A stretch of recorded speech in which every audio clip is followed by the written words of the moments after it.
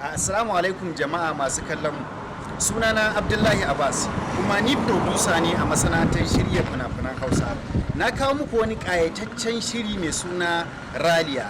Don haka ku zo ku taya mu kalla tare da ku a sinima na Asa Pyramid daga ranar 27 ga wannan watan wato ranar Juma'a zuwa 28-29.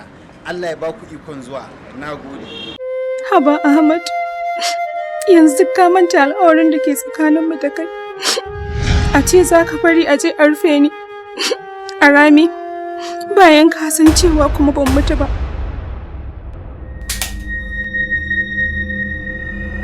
Raliya, tashi ki tabbatar musu cewa baki mutu ba Raliya. Ni dai guri na kai kamar alƙawarin cewa ba za ka taɓa gaya ma kowa ba. Fi sabilillahi kai ka taɓa ganin wanda ya mutu ya dawo? Ko dai ruqiya za a yi masa ne.